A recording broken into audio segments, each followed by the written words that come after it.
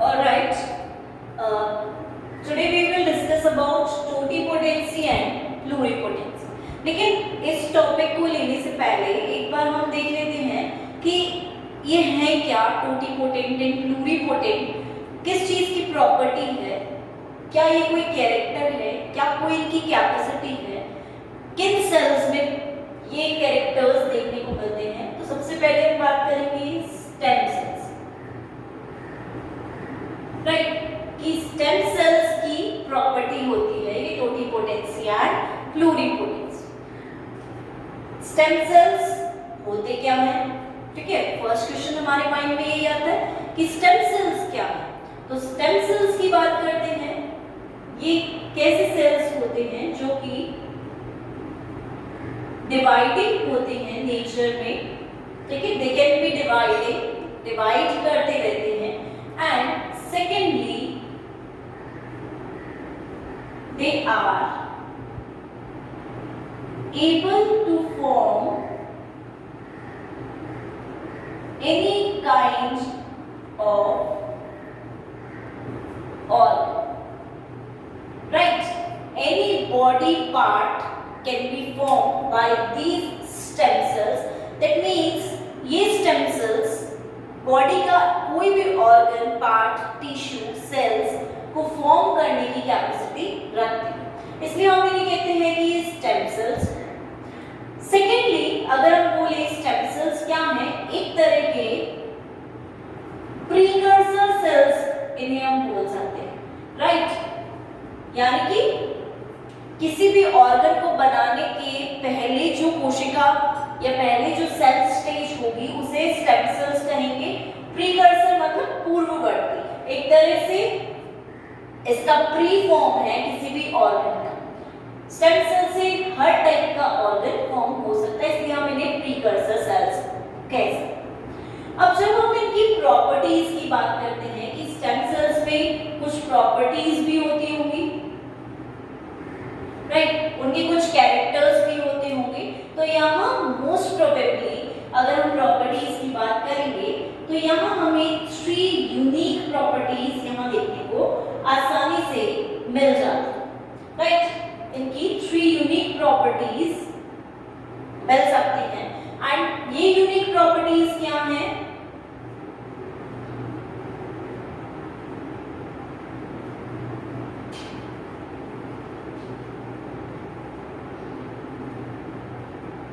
Unique मतलब होता है थोड़ी डिफरेंट, जो कि सिर्फ इन्हीं सेल्स में प्रेजेंट रहेगी। स्टेम सेल्स में ही ये प्रॉपर्टीज प्रेजेंट रहेंगी, इसलिए हम इन प्रॉपर्टीज को यूनिक प्रॉपर्टी नाम दे सकते हैं, ठीक है।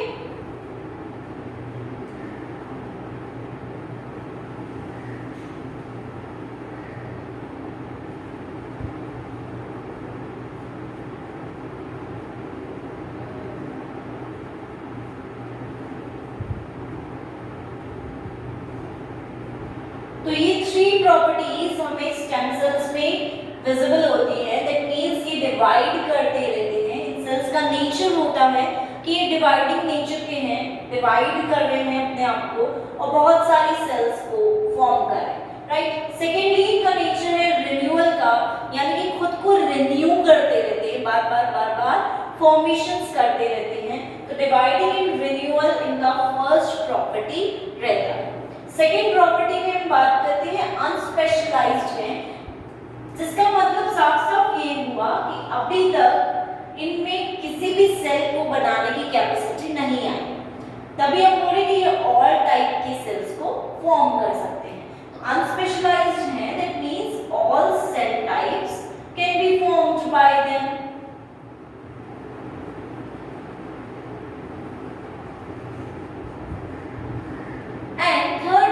अनडिफरेंशिएटेड है, अनकमिटेड है, दैट मींस अभी तक वो प्रॉपर्टी डेवलप नहीं हुई जिसके कारण वो कमिट करेंगे किसी एक पर्टिकुलर ऑर्गन को डेवलप करेंगे। तो दैट मींस जैसे ही इफ सिग्नल, हम बात करते हैं if signal is received then only they can be committed.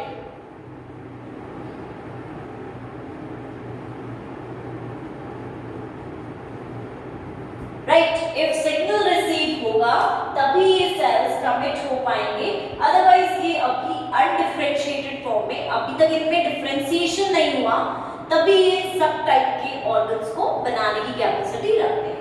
तो ये 3 प्रॉपर्टीज हैं प्लस स्टेम सेल्स हम बोल रहे हैं कि किसी भी काइंड के ऑर्गेनिज्म को फॉर्म करने की कैपेसिटी ये रखते हैं। सेकेंडली प्रीकर्सर सेल्स हैं ऑर्गेनिजम्स को फॉर्मेशन के लिए, एंड थर्डली हम ये भी बोल सकते हैं कि they are building blocks, right. एक बिल्डिंग ब्लॉक है जिसके बेसिस पर सारी स्ट्रक्चर्स का फॉर्मेशन डिपेंड करता है, राइट। तो ये हम बात करते हैं स्टेम सेल्स की कि इस तरह से स्टेम सेल्स प्रेजेंट हैं।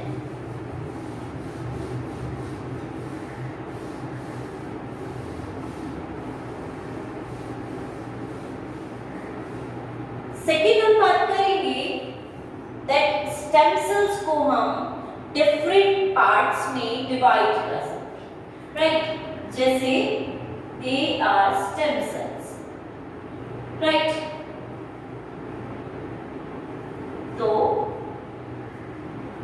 ऑन द बेसिस, अलग अलग बेसिस पर हम इन्हें डिवाइड कर रहे हैं।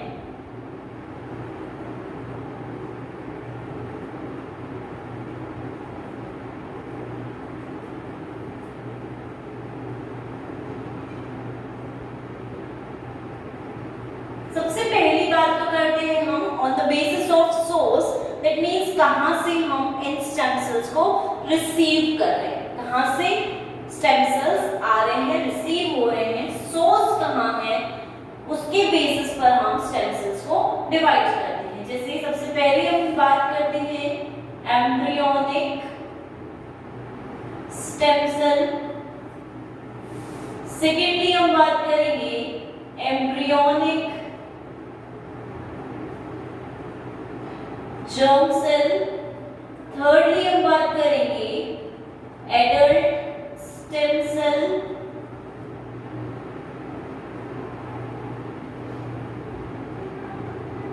फोर्थली हम बात करेंगे placental stem cell, fifthly fetal stem cell. So हम बोल रहे हैं स्टेम सेल्स को सोर्स कहां से ऑब्टेन कर रहे हैं उसके बेसिस पर डिफरेंट टाइप्स में डिवाइड कर सकते हैं। यानी कि अगर है वो एम्ब्रियोनिक स्टेम सेल, यानी कि कहां से आ रहा है, एम्ब्रियो से आ रहा है, इसलिए हम उसे कह रहे हैं embryonic stem cell. Embryonic germ cell, embryo form में से ले रहे हैं लेकिन जर्म सेल के फॉर्म में से है, इसलिए उसे हमने ES, EG इस तरह से नेम्स दिए। इसे हम ES कहते हैं, इसे हम EG बोलते हैं। एडल्ट स्टेम सेल्स की बात करते हैं तो एडल्ट स्टेम सेल्स कहां से आएंगे, एडल्ट फॉर्म में से, राइट। प्लेसेंटल स्टेम सेल्स की बात करेंगे, प्लेसेंटा से आएंगे। फीटल स्टेम सेल्स की बात करेंगे, फीटस से आएंगे। तो इस तरह से सोर्स के बेसिस पर डिफरेंट टाइप के स्टेम सेल्स हमारे हो सकते हैं। अब सेकेंडली हम बात करते हैं पोटेंसी के बेसिस पर, कैपेसिटी के बेसिस पर कितने टाइप स्टेम सेल्स के हम देख सकते हैं, जिसमें नंबर 1 हम बात करते हैं totipotency, number 2 pluripotency, number 3 multipotency, number 4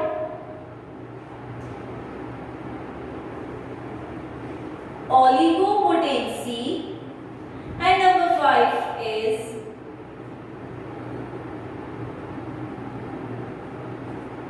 unipotency. So like this we divide on the basis of potency capacity. Firstly बात करते हैं totipotency, that means they are the cells that have capacity to form all type of tissues, all type of organs.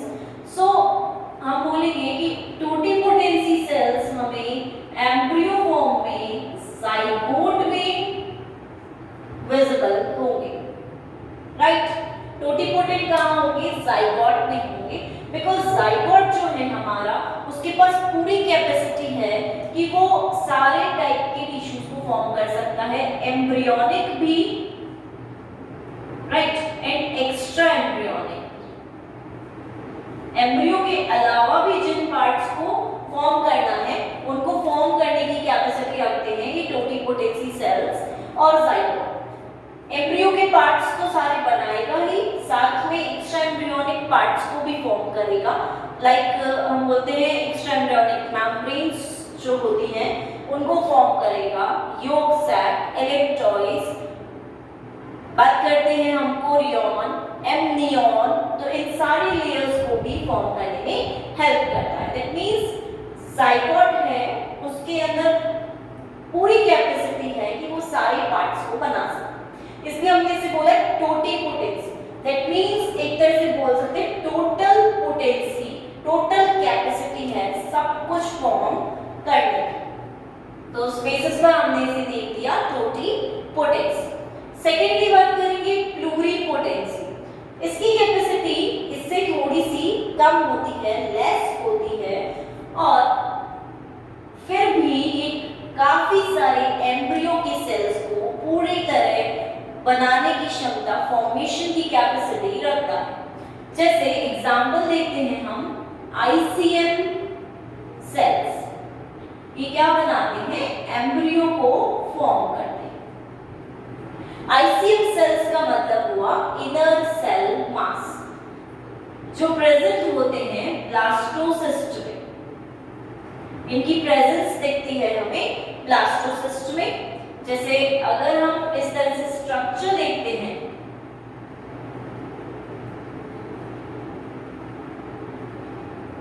तो हम लोगों को इस तरह से स्ट्रक्चर मिलता है, and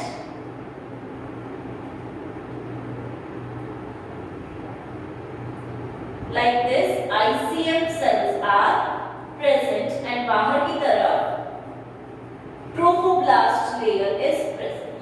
तो जो ICM cells हैं वो हमारे पूरे एम्ब्रियो को फॉर्म करते हैं, एंड जो ट्रोफोब्लास्ट है वो एक्स्ट्रा एम्ब्रियोनिक, एम्ब्रियो के अदर पार्ट्स को फॉर्म करती हैं, एक्स्ट्रा एम्ब्रियोनिक पार्ट्स को फॉर्म करती हैं। जब दोनों कांटेक्ट में हैं तब इजीली फॉर्मेशन होगा, और जब हम इनको रिमूव करते हैं तो फॉर्मेशन प्रोसेस काफी स्लो डाउन हो जाता है, धीमा हो जाता है, काफी कम हो जाता है, डिक्रीज हो जाता है, राइट। तो प्लूरिपोटेंसी, पोटेंसी इससे कम है। एग्जांपल है आईसीएम सेल्स जो ब्लास्टोसिस्ट में प्रेजेंट रहते हैं एंड एम्ब्रियो का फॉर्मेशन करते हैं। मल्टीपोटेंसी की बात करेंगे हम यहाँ पर, तो मल्टीपोटेंसी इससे भी कम पोटेंसी रखते हैं। यहाँ पर हम बोल सकते हैं कि 3 जर्म लेयर्स जो होती हैं उनका फॉर्मेशन यहाँ पर होता है, उनसे जो भी ऑर्गन्स बनेंगे सारे प्लूरिपोटेंट बना देंगे। एक्टोडर्म, मेसोडर्म एंड एंडोडर्म से जो भी ऑर्गेनिज्म, ऑर्गन्स, सेल्स, टिश्यूज जिसका भी फॉर्मेशन होगा सारे प्लूरिपोटेंसी के अंदर आएंगे। लेकिन जब हम मल्टीपोटेंसी की बात करते हैं तो पोटेंसी यहाँ पर थोड़ी डिक्रीज हो रही है, एंड यहाँ इस केस में हम देखेंगे कि केवल 1 जर्म लेयर से जो फॉर्मेशन होगी वो ही ये सेल्स फॉर्म कर सकते हैं। यानी कि या तो एक्टोडर्म से जो फॉर्मेशंस होंगी, बात करते हैं जैसे एक्टोडर्म में स्किन आ गई, न्यूरॉन्स आ गए, नर्वस सिस्टम आ गया, तो उनका फॉर्मेशन जो होगा इसके थ्रू वो हम बोलेंगे यहाँ पर मल्टीपोटेंसी। दैट मींस एक जर्म लेयर से सारे सेल्स को बनाने की कैपेसिटी मल्टीपोटेंट सेल्स रखते हैं। फोर्थली हम बात करेंगे ओलिगोपोटेंसी की। इसमें हम बोलेंगे एक जर्म लेयर की यहाँ बात नहीं करेंगे, राइट। यहाँ हम बात करेंगे कि ये सेम सेल लाइन को बनाने की, सेम सेल लाइन को बनाने की कैपेसिटी रखते हैं। यानी कि एक जर्म लेयर तो होगी लेकिन उसके अंदर भी कुछ लिमिटेड सेल्स को ही फॉर्म कर सकते हैं। जैसे अगर हम बात करें नर्वस सिस्टम की, तो नर्वस सिस्टम का ही पार्ट को फॉर्म कर पाएंगे। अगर एक्टोडर्म की बात करते हैं तो एक्टोडर्म वहां पर अगर ओलिगोपोटेंसी रखती है तो सिर्फ नर्वस सिस्टम के पार्ट्स को ही बना पाएगी।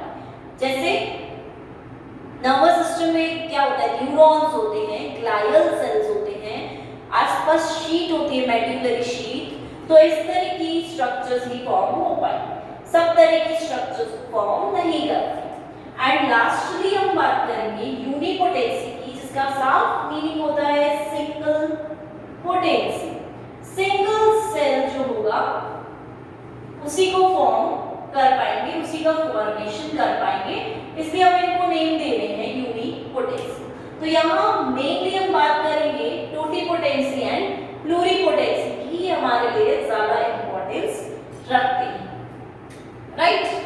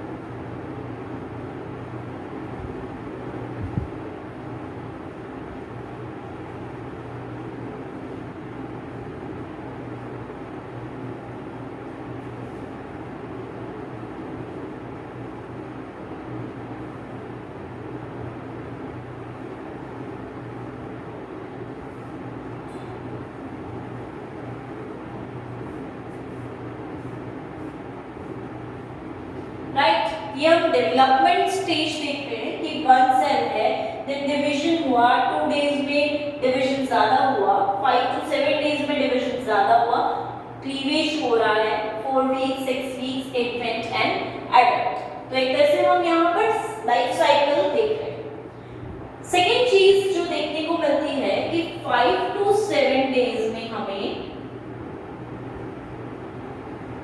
एम्ब्रियोनिक स्टेम सेल्स ऑब्जर्व होते हैं। 6 वीक्स तक हमें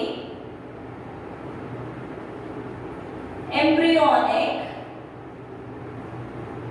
जर्म सेल्स ऑब्जर्व होते हैं, जिन्हें हम ईजी कहते हैं, इन्हें हम ईएस कहते हैं। देन 6 वीक्स के बाद फीटल सेल्स फॉर्म होते हैं, एफसी। देन इन्फेंट से जस्ट पहले प्लेसेंटल स्टेम सेल्स, राइट। यहां पर adult stem sales and lastly हम बात करते हैं carcinoma stem cells, right. Alright, इस तरह से यहाँ पर डिफरेंट टाइप के स्टेम सेल्स हम यहाँ ऑब्जर्व आसानी से कर सकते हैं कि किस तरह से डिफरेंट टाइप की स्टेम सेल्स प्रेजेंट। फर्स्टली बात करेंगे एम्ब्रियोनिक स्टेम सेल्स, यानी कि एम्ब्रियो में प्रेजेंट हैं, जाइगोट स्टेज में प्रेजेंट हैं, और यहाँ के जो स्टेम सेल्स हो, राइट, प्रोबेबली हम बात करते हैं यहाँ पर इसके जो स्टेम सेल्स होंगे वो किस प्रकार के होंगे, टोटिपोटेंट टाइप के stem sales. Why we are saying totipotent? Because they can form any kind of tissues, any kind of organs, cells, सब कुछ बना सकते हैं। मतलब एम्ब्रियोनिक पार्ट तो बना ही सकते हैं, इन्हीं के साथ एक्स्ट्रा एम्ब्रियोनिक पार्ट भी अभी ये बना सकते हैं इजीली, राइट। इसलिए हम उन्हें बोले टोटिपोटेंट। एम्ब्रियोनिक है, ठीक है, 5 to 7 डेज में इनके अंदर ये कैपेसिटी रहती है कि ये टोटिपोटेंसी शो करे। दैट मींस अभी जाइगोट की ही अवस्था चल रही है, जाइगोट स्टेज ही चल रही है यहाँ, राइट। सिर्फ क्लीवेज होना स्टार्ट। 6 वीक्स से आते आते एम्ब्रियोनिक जर्म सेल्स का फॉर्मेशन। अब क्योंकि हम इन्हें बोल रहे हैं जर्म सेल्स हैं, तो ये रिप्रोडक्टिव सिस्टम्स को फॉर्म करेंगे, राइट। बाइपोटेंशियल गोनाड हम ऑलरेडी स्टडी कर चुके हैं, जिसे उसके अंदर की संरचनाओं को, स्ट्रक्चर्स को फॉर्म करेंगे, माइग्रेशन करेंगे, germ cell migration, germ cell formation होगा। तो इस तरह से एम्ब्रियोनिक जर्म सेल्स जो है वहां पर प्रॉपर्टी रखते हैं प्लूरिपोटेंट, क्योंकि सब तरह के ऑल टाइप के टिश्यूज तो फॉर्म कर नहीं सकते, यहाँ पर इनके पास कैपेसिटी है ही नहीं, तो प्लूरिपोटेंट की ये कैपेसिटी रखते हैं। नेक्स्ट बात करते हैं हम फीटल सेल्स की, या फीटल स्टेम सेल्स भी हम इन्हें बोल सकते हैं, राइट। अब फीटल स्टेम सेल्स आते हैं। फीटल का मतलब क्या होता है कि फीटस एक ऐसा स्ट्रक्चर है जिसके अंदर हमारे एडल्ट जैसे स्ट्रक्चर्स का फॉर्मेशन होना स्टार्ट हो जाता है, तो उसे हम बोलते हैं फीटल स्टेम सेल्स, कि फीटस बन गया, फीटस के अंदर जो स्टेम सेल्स प्रेजेंट हैं वो फीटल टाइप के स्टेम सेल्स होंगे। इनमें भी नेचर होता है प्लूरिपोटेंट, राइट। या फिर हम बोल सकते हैं यहाँ पर कि प्लूरिपोटेंट नेचर तो रखते ही हैं, दैट मींस काफी सारे जो टिश्यूज हैं उनको वो फॉर्म आसानी से कर सकते हैं, नॉर्मली उनका फॉर्मेशन इजीली हो सकता है, राइट। लेकिन इसी के साथ इनका नेचर टोटिपोटेंट भी होता है कि बहुत सारे सेल्स को फॉर्म करने की कैपेसिटी। प्लेसेंटल सेल्स भी इन्फेंट से पहले ही होंगे।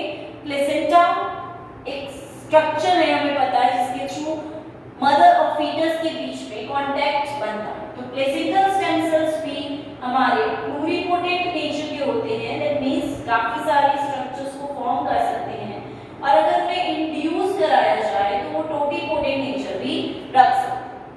नेक्स्ट हम बात करते हैं हमारे एडल्ट स्टेम सेल्स की। ये कहाँ प्रेजेंट होंगे? एडल्ट्स में ही प्रेजेंट रहेंगे।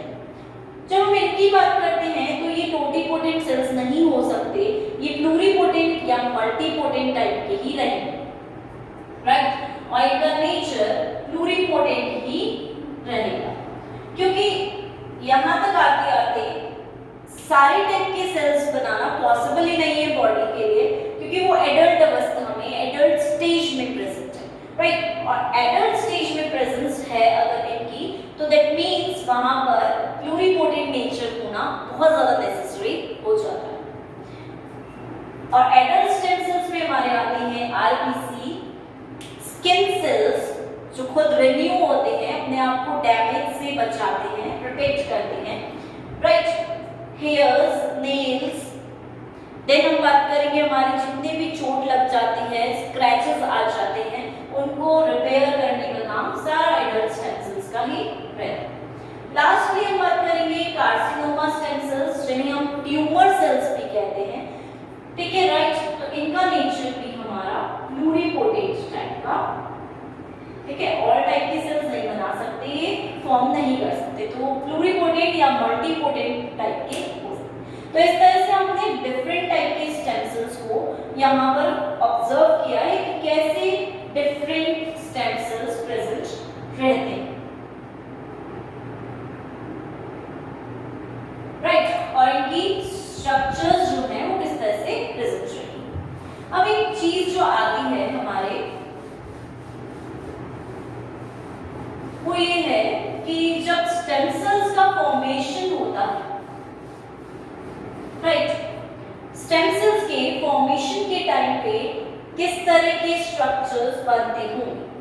तो सबसे पहले हम बात करते हैं कि स्टेम सेल्स जब अपने आप को डिवाइड करते हैं, राइट, डिवीजन हो रहा है वहां, तो ये क्या करेंगे, एक तो स्टेम सेल बनाएंगे और एक स्पेशलाइज्ड सेल का फॉर्मेशन करेंगे, जिसमें फंक्शन आ जाता है कि वो एक प्रॉपर सेल में कन्वर्ट हो चुका है, राइट। तो इस तरह से अगर हम बोल रहे हैं ये हमारा स्टेम सेल है और ये भी हमारा स्टेम सेल, तो स्टेम सेल डिवाइड होकर टू टाइप के सेल्स को बना रहा है। एक तो स्टेम सेल खुद को ही बना रहा है, राइट, और दूसरा वो बना रहा है specialised cell, right. That means specialised cell मतलब उसके अंदर अब प्रॉपर्टी आ चुकी है कि वो एक स्पेशलाइज्ड सेल में कन्वर्ट। तो सपोज अगर हम बोलते हैं यहाँ पर हिमेटोपोइटिक सेल्स हैं, ये स्टेम सेल्स हैं, राइट। अब ये इसने क्या बनाया, एक स्टेम सेल, एक स्पेशलाइज्ड सेल, और वो स्पेशलाइज्ड सेल न्यूरॉन हुआ सपोज। तो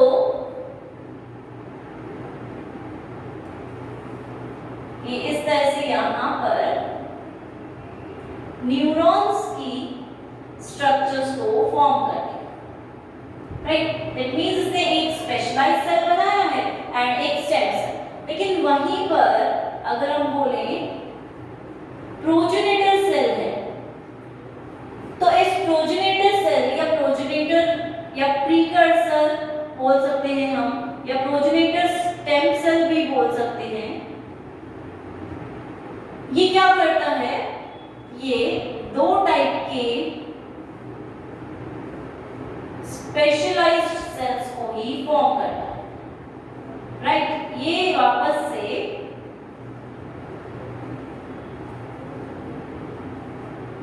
वापस से स्टेम सेल नहीं फॉर्म करेगा, प्रोजेनेटर है, तो दैट मींस ये आगे जाकर स्पेशलाइज्ड सेल्स को ही फॉर्म करेगा।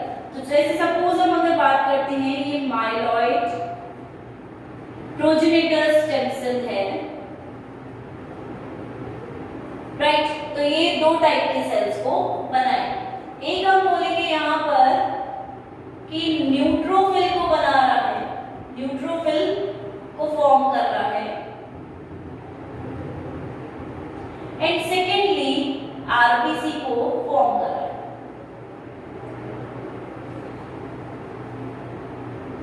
राइट।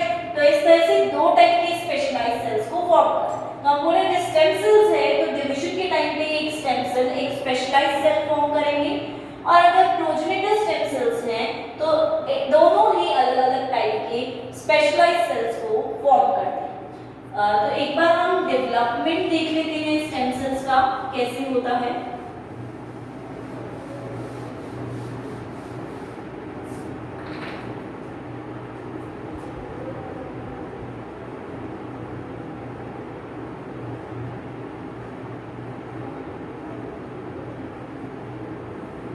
इनका डेवलपमेंट हम बोलते हैं 4 स्टेजेस में होता है। जैसे सपोज ये स्टेम सेल है,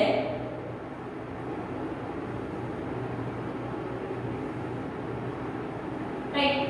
फर्स्ट डिवीजन होता है सिमेट्रिकल डिवीजन, सेकेंड डिवीजन को जब हम देखते हैं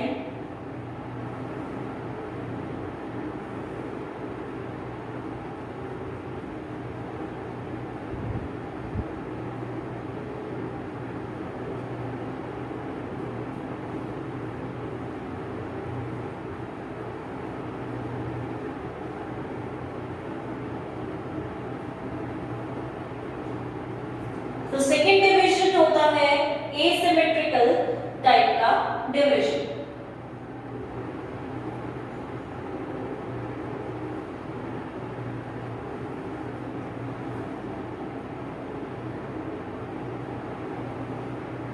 थर्ड टाइप का डिवीजन होता है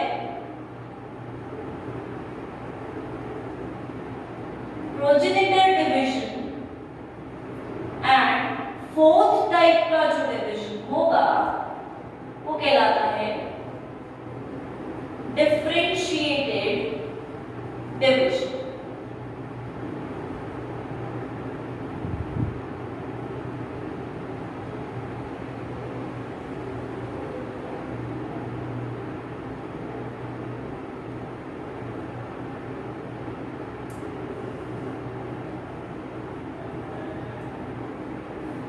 राइट। तो इस तरह से 4 टाइप के डिविजन्स होंगे। तो जब हम सेल्स की बात करेंगे तो फर्स्ट सेल जो है उसे हम बोलेंगे ये स्टेम सेल है। सेकेंड सेल की बात करेंगे तो हम बोलेंगे ये प्रोजेनेटर सेल है, राइट। एंड थर्ड टाइप की सेल की बात करेंगे तो इसे हम बोलेंगे ये डिफरेंशिएटेड सेल।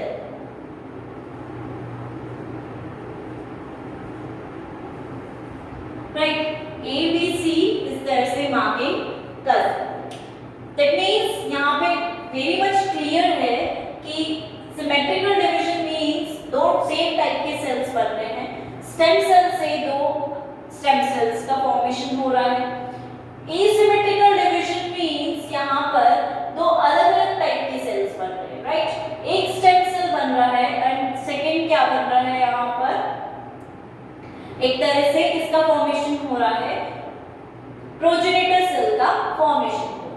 अब प्रोजेनिटर सेल की बात करते हैं तो प्रोजेनिटर सेल दो अलग अलग टाइप के स्पेशलाइज्ड सेल्स को फॉर्म कर रहा है, तो हम थर्ड डिवीजन को प्रोजेनिटर डिवीजन बोलते हैं। एंड फोर्थ टाइप के डिवीजन को हम बोलेंगे कि इन अलग अलग स्पेशलाइज्ड सेल से अलग अलग टाइप के सेल्स बन रहे हैं, डिफरेंशिएटेड डिवीजन, कि अब इनमें डिफरेंशिएशन आ गया है एंड ये अलग स्ट्रक्चर्स को फॉर्म करेंगे। तो इस तरह से first stem cell, then progenitor cell and then differentiated cell. Thirdly हम बात करेंगे, हमने बोला सबसे ऊपर लेवल पर कैपेसिटी में टोटिपोटेंट सेल्स रहते हैं। टोटिपोटेंट सेल्स सबसे ऊपर लेवल पर रहेंगे। टोटिपोटेंट सेल्स सारे टाइप के सेल्स को बना सकते हैं। दैट मींस टोटिपोटेंट ही प्लूरिपोटेंट सेल्स को अराइज करते हैं, उन्हें फॉर्म करते हैं, राइट। देन हम नेक्स्ट आएंगे प्लूरिपोटेंट पर, तो वो सिर्फ एम्ब्रियोनिक पार्ट को फॉर्म कर रहे हैं। दैट मींस वो ही आगे जाकर मल्टीपोटेंट सेल्स का फॉर्मेशन कर रहे हैं, राइट। फिर हम आगे जाएंगे तो वो ही ऑलिगोपोटेंट सेल्स का फॉर्मेशन कर रहे हैं, वो ही आगे बढ़कर डिवीजन में जाकर किस टाइप के सेल्स का, यूनिपोटेंट सेल्स का फॉर्मेशन कर रहे हैं। तो इस तरह से फॉर्मेशन जो है वो सेल्स, एक सेल ही दूसरे सेल्स को फॉर्म कर रहा है और इस तरह से फॉर्मेशंस शो हो रही है। जैसे जैसे हम देख रहे हैं कि एज बढ़ती जाएगी या डेवलपमेंट होता जा रहा है, डेवलपमेंट के साथ साथ पोटेंसी या कैपेसिटी भी रिड्यूस होती जा रही है। अब एक टॉपिक हमारा इसी में आता है reprogramming, reprogramming of adult stem sales. Reprogramming का मतलब है कि हम एडल्ट के स्टेम सेल्स की प्रोग्रामिंग को चेंज कर रहे हैं, उनमें जो पैटर्न है फॉर्मेशन का उसको हम चेंज कर रहे हैं वहां पर, जिसके कारण रीप्रोग्रामिंग मैकेनिज्म लगाया जाए। तो एडल्ट स्टेम सेल्स क्योंकि किस प्रकार के होते हैं, किस नेचर के होते हैं, हम बोलते हैं इनमें मल्टीपोटेंट नेचर होता है। कुछ हद तक सारे टिश्यूज को फॉर्म करने की कैपेसिटी नहीं रखते हैं, तो ये क्या करेंगे, प्लूरिपोटेंट सेल्स को फॉर्म करेंगे, right. Adult stem cells, pluripotent cells का फॉर्मेशन होगा एडल्ट स्टेम सेल्स से। तो इन प्लूरिपोटेंट सेल्स को हम आईपीएस या आईपीसी बोलते हैं कि ये इंड्यूस्ड प्लूरिपोटेंट स्टेम सेल्स हैं, right. Induced pluripotent stem cells या इंड्यूस्ड प्लूरिपोटेंट सेल्स, जिन्हें हम इंड्यूस करा रहे हैं, लेबोरेटरी में रीप्रोग्रामिंग करा रहे हैं। अब इस रीप्रोग्रामिंग प्रोसेस में कुछ जीन्स भी इन्वॉल्व रहते हैं। उन जीन्स का नाम है OCT3, OCT4, SOX2, MYC, KLF4। तो ये कुछ जीन्स हैं जो कि इन्वॉल्व रहते हैं हमारे रीप्रोग्रामिंग प्रोसेस। अब जब हम रीप्रोग्रामिंग की बात करते हैं तो यहाँ पर जीन्स की बात करी हमने, क्या फॉर्म हो रहा है ये भी बात की, बट क्यों हो रहा है रीप्रोग्रामिंग प्रोसेस, क्यों हम इंड्यूस करा रहे हैं प्लूरिपोटेंट सेल्स को, बिकॉज वहां पर अगर हम एडल्ट स्टेम सेल्स को ही यूज करेंगे उसी बॉडी में ट्रांसफर करने के लिए, तो दैट मीन्स क्या होगा, वहां पर रिजेक्शन के चांसेस कम हो जाएंगे, राइट। और खुद के ही सेल्स हैं, ओन सेल्स हैं, तो बॉडी कभी रिजेक्ट नहीं करेगी। लेकिन एक एम्ब्रियो स्टेज में अगर हम बात करते हैं तो एम्ब्रियो सेल्स जो होते हैं, एम्ब्रियोनिक स्टेम सेल्स जो होते हैं, वहां से अगर हम लेंगे तो पहली बात तो वो काफी पुरानी स्टेज हो गई हमारी, राइट। उस स्टेज तक हम ये भी बोलते हैं कि काफी सारे डिजीजेस के चांसेस होते हैं जो कि एडल्ट में आते आते स्टेम सेल्स में कम हो जाते हैं।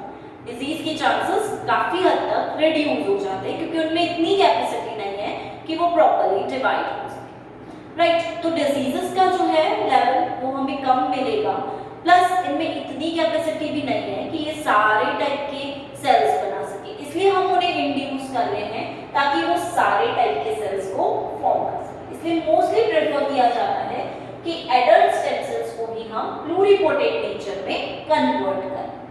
राइट, सो इस तरह से ये जीन्स रिस्पॉन्सिबल रहेंगे। अब वो मेथड देख लेते हैं कि मेथड में क्या इम्प्लांटेशंस होते हैं।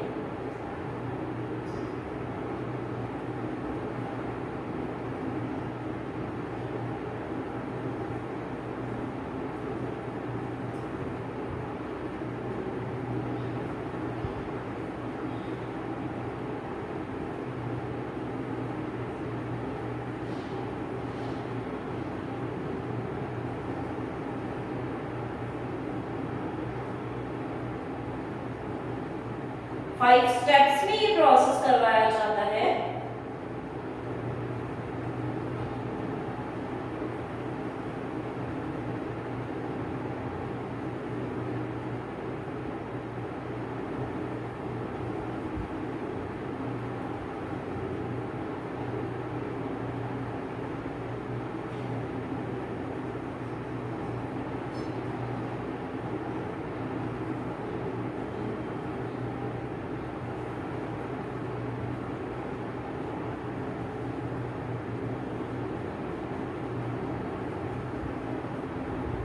तो ये प्रोसेस इस तरह से 5 स्टेप्स में कंप्लीट होता है। सबसे पहले बात करते हैं आइसोलेशन ऑफ स्टेम सेल्स की, यानी कि हमें एडल्ट सेल्स को, एडल्ट स्टेम सेल्स जो हैं उन्हें हमें आइसोलेट करना है, उन सेल्स से अलग करना है। तो फर्स्ट स्टेप हमारा आएगा यहाँ पर आइसोलेशन। सेल्स को हम आइसोलेट कर रहे हैं, कहां से कर रहे हैं? एडल्ट में स्किन फिब्रोब्लास्ट सेल्स से आइसोलेशन कर रहे हैं, अलग कर रहे हैं, सेपरेट कर रहे हैं। राइट, सेपरेशन हो रहा है। तो स्टेम सेल्स को फर्स्ट स्टेप में हमने आइसोलेट कर लिया, अलग कर लिया। देन इसी के अंदर हम रेप्लिकेशन फैक्टर्स को प्लेस कर रहे हैं। तो सेकंड स्टेप में हम इन्हें क्या कर रहे हैं? रेप्लिकेट कर रहे हैं डिफरेंट फैक्टर्स का, डिफरेंट पॉलीमरेजेस का यूज करके, ताकि इनका नंबर हमें मैक्सिमम ज्यादा मिल सके, बढ़ सके। राइट, तो रेप्लिकेशन के टाइम पे इस तरह से अपना नंबर बढ़ा लेते हैं, इंक्रीज कर लेते हैं। Right, so replication. Third, wait for few weeks. अब हमें क्या करना है? हमने इसे मीडियम पे रखना है एंड थर्डली हमें इन्हें ऑब्जर्व करना है कुछ 4 से 5 वीक्स, 3 to 4 वीक्स वेट करके इनका प्रोसेस को स्टडी करना।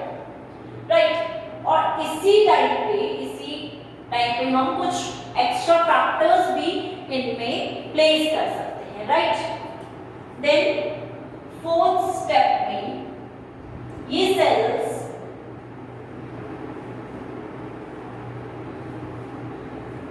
प्लूरिपोटेंट नेचर के बन जाते हैं। राइट, क्योंकि हमने कुछ फैक्टर्स को इनमें प्लेस किया था, तो ये सारे कैसे हो गए? प्लूरिपोटेंट फैक्टर्स इंट्रोड्यूस किए इनमें, that's why they are pluripotent cells. Fourth step में हमें प्लूरिपोटेंट सेल्स, यहां पर हम बोल सकते हैं कि प्लूरिपोटेंट ट्रांसक्रिप्शन फैक्टर्स को भी यहाँ प्लेस किया गया। OCT3, SOX2, KLF4, C-MYC, इन सब फैक्टर्स को भी यूज किया। तो प्लूरिपोटेंट स्टेम सेल्स आ गए। राइट, एंड फिफ्थ स्टेप में क्या होगा? ये सेल्स इंड्यूस हो जाएंगे, चेंज हो जाएंगे to differentiate into various types of stem cells. तो ये प्लूरिपोटेंट सेल्स अलग-अलग टाइप के स्टेम सेल्स को फॉर्म करेंगे, क्योंकि अब क्या दैट मीन्स ये फॉर्म करेगा हमारे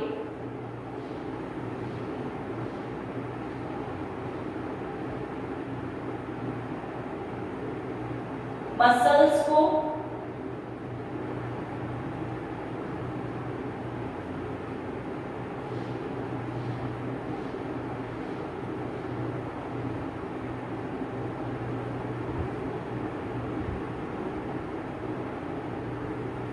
मसल सेल्स को फॉर्म कर रहा है, ये फॉर्म कर रहा है न्यूरॉन्स को,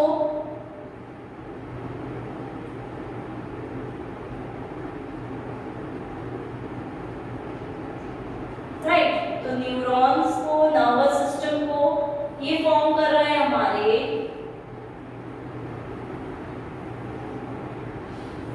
आरबीसी को, राइट, रेड ब्लड सेल्स को।